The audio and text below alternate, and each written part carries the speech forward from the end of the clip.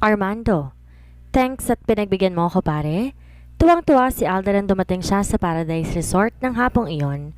Sagad ang hindi nito dahil hindi naman talaga niya ito binigyan ng siguradong sagot na makakarating siya. Ngayong narito na siya, bakas ang tuwa sa mukha ng kaibigan niyang alkalde. Hindi lang dahil pinagbigyan niya ito sa imbitasyon nito ang bumisita siya sa resort, kundi dahil pinakinggan niya nitong mag-unwind na naman at ilang basta puro trabaho. Matagal na kasi siyang pinapayuhan ni Alden na maglibang naman paminsan-minsan. Yun nga lang ayaw niya dahil mas nalulungkot lang siya kapag mag-isa. Kapag may time na nakakapag-solo siya, mas naalala niyang lahat ng pangit na nangyari sa buhay niya. At yun ang ayaw niya. Kaya madalas pinipilit na lang niyang magpaka-busy. Sa ganong paraan kasi pagod na siyang uuwi sa bahay at ang ending makakatulog na lang siyang basta nang walang kung ano-ano pang iniisip. Loko mo? Pasalamat ka't malakas ka sa akin. Sabi niya at saka nakipag-high five sa kaibigan. Nilabas niya sa compartment ng kotse ang bag niyang dala na naglalaman ng ilang pare sa damit. Kinuha rin niya mula doon ang kahon ng mamahaling alak na nilabas niya mula sa kanyang bar. Ipinangako niya yon kay Alden kaya't ngayon nagdala nga siya.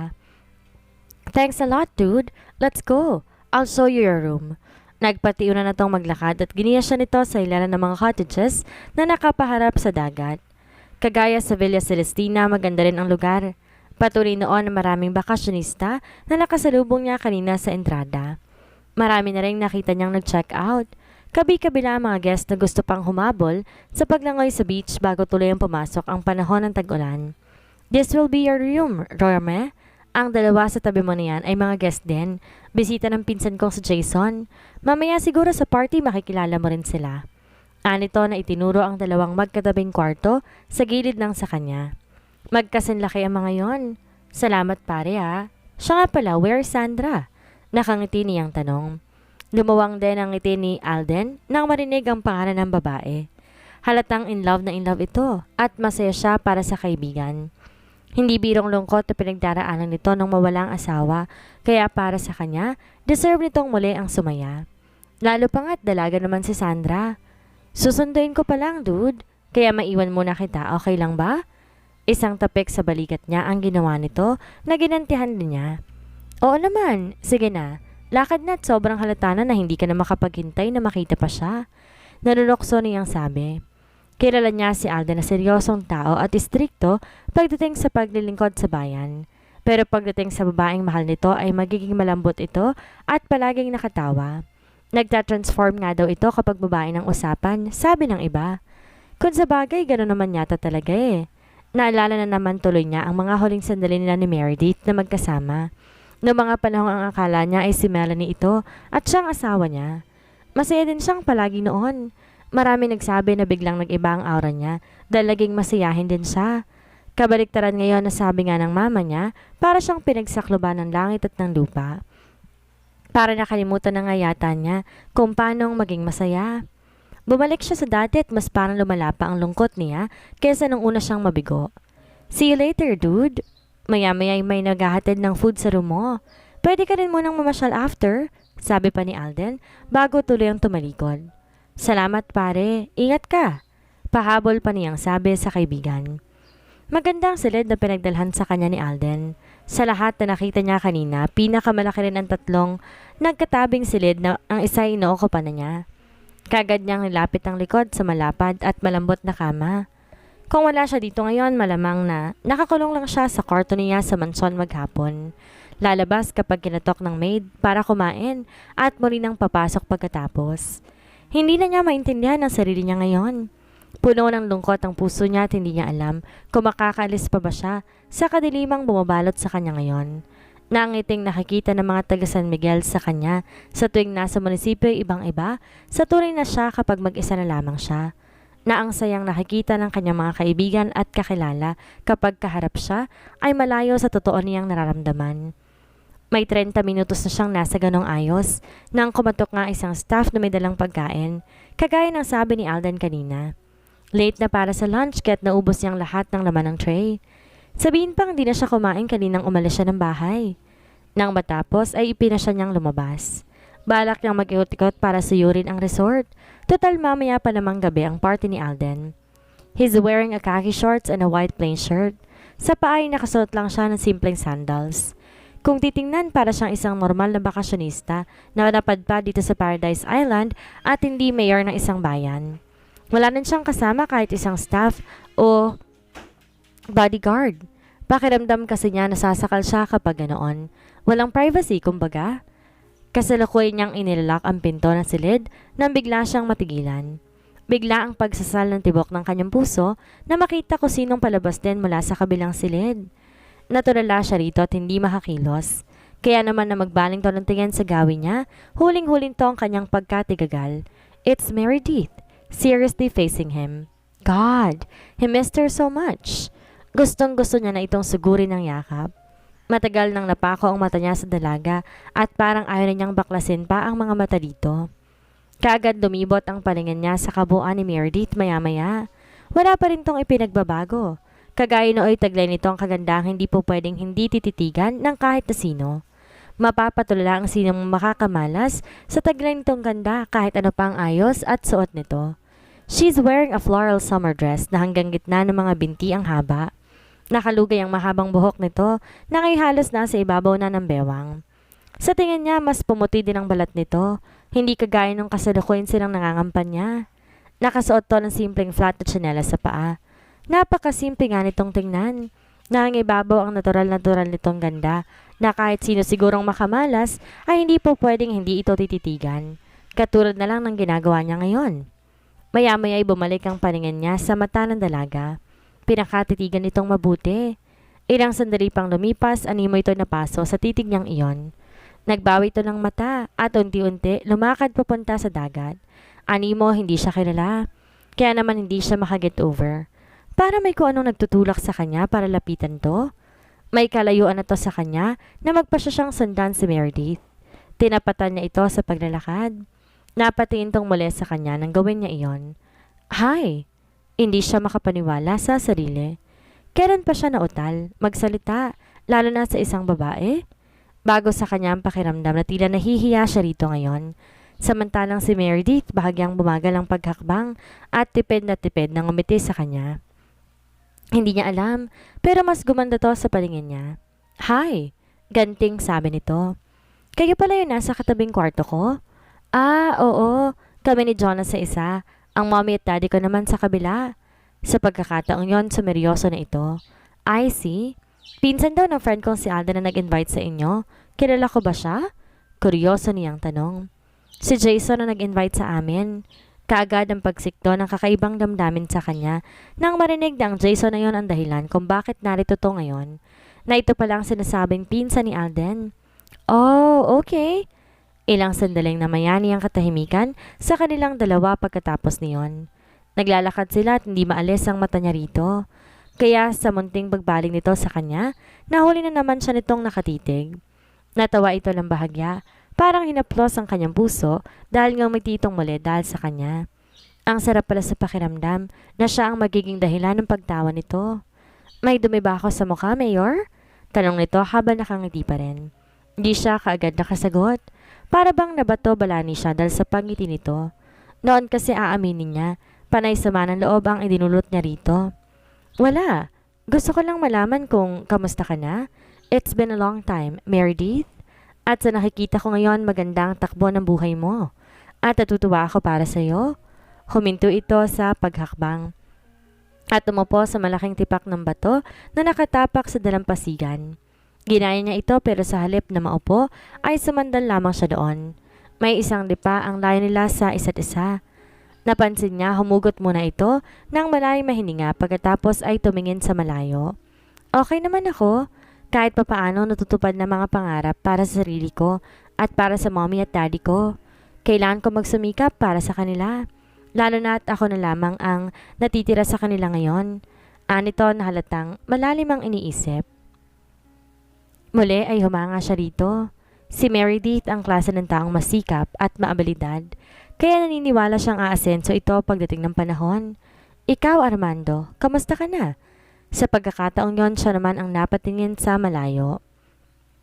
Gusto niyang sabihin dito na hindi siya okay dahil miss na miss niya na ito sa buhay niya.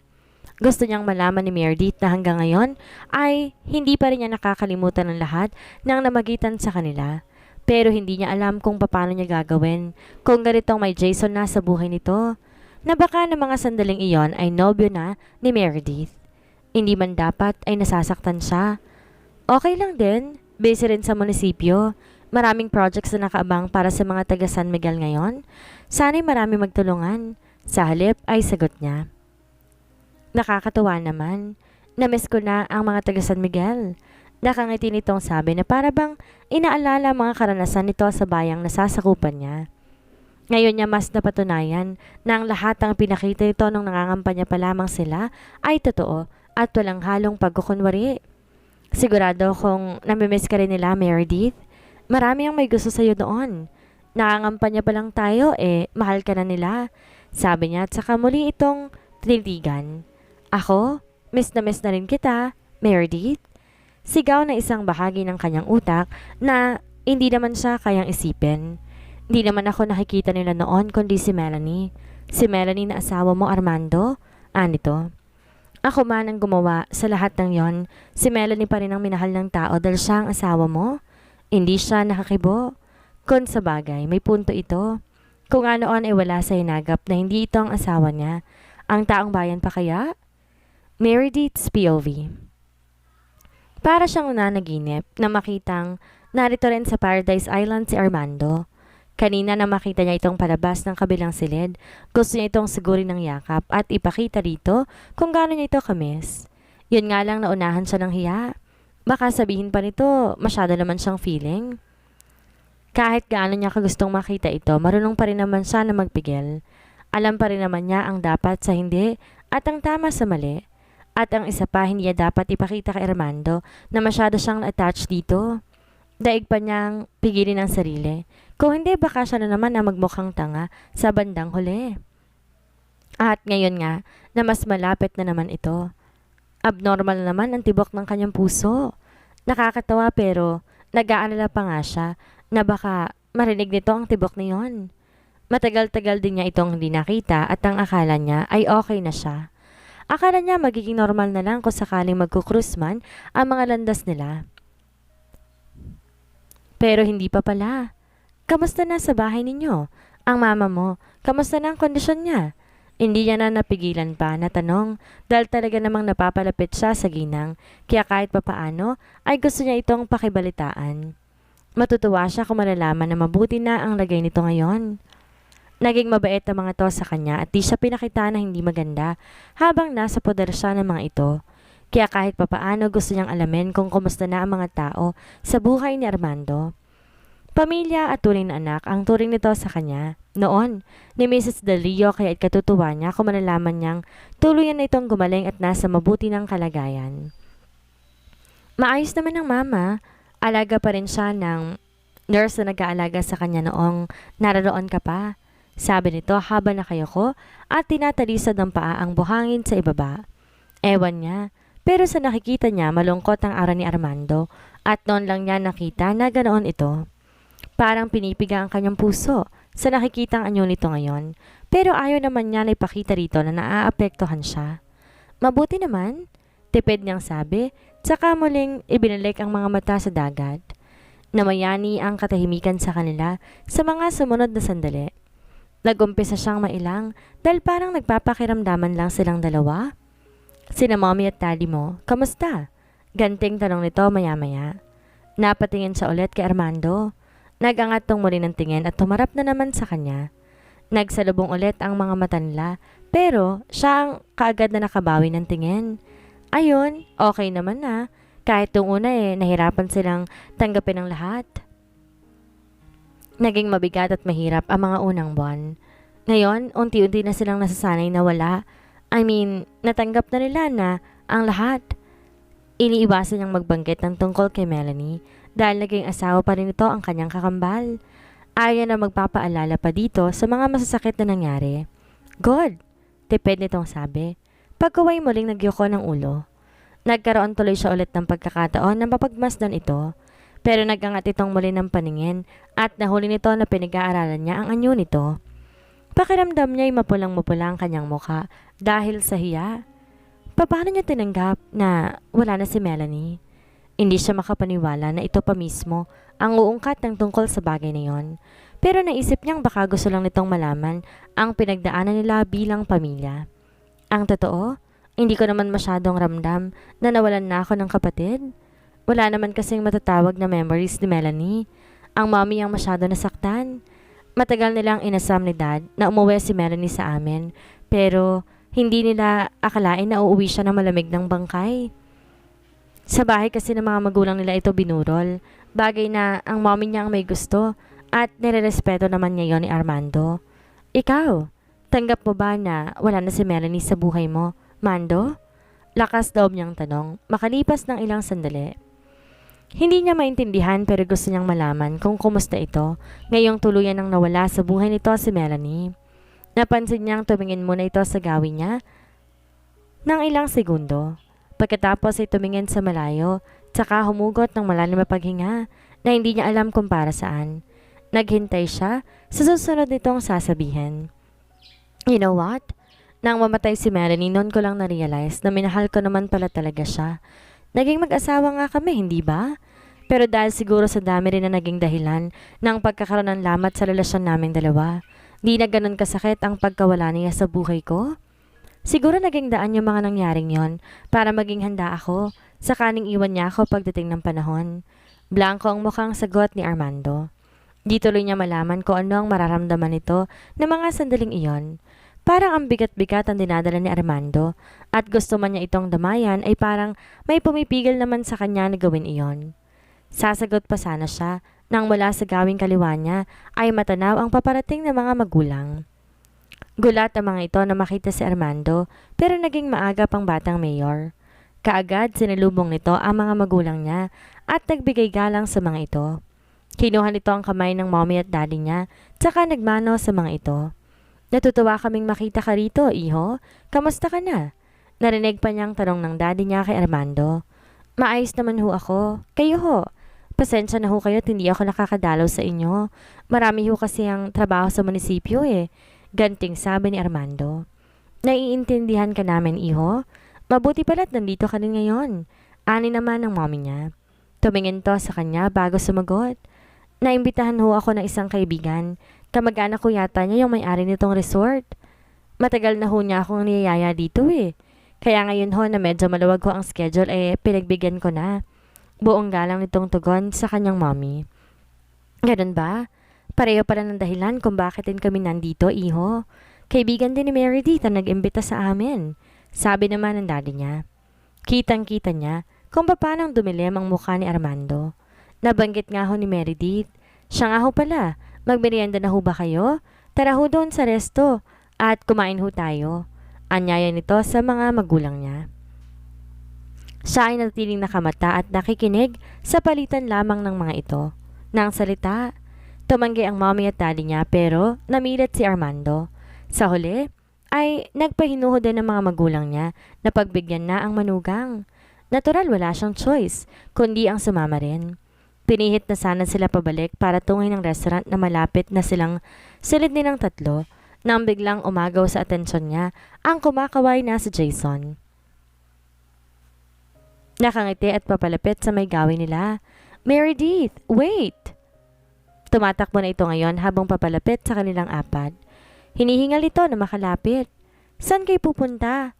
Kakain sana, Jay. Nagaya itong si Mayor Armando. Sagot nito at saka ito tinapunan ng tingin.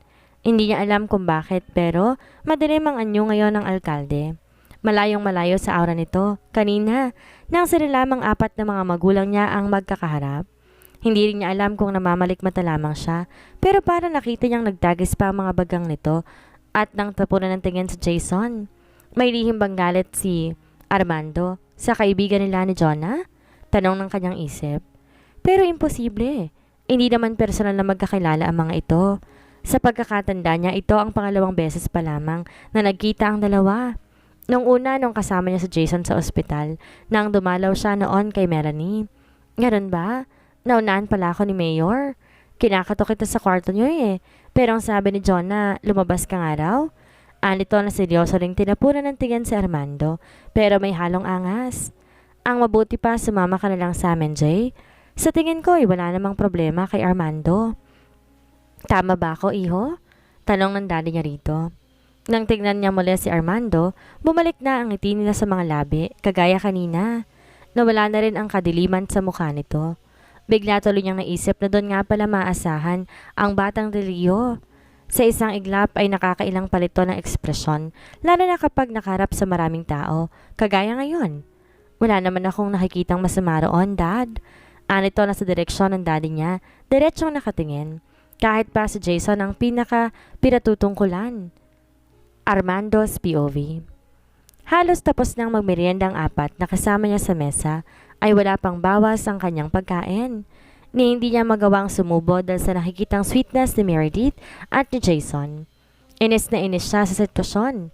Ang babaeng gusto niya ay eto, lantarang pinagsisilbihan ng ibang lalaki, pero wala siya magawa kundi ang manahimik at manood. Kung pwede lang niyang sabihin kanina na ayaw niya itong makasama ay ginawa na niya. Manakanakang sinusubuan pa ni Jason ng cake si Meredith na kahit nahihiya ay pinagbibigyan pa rin naman ang binata.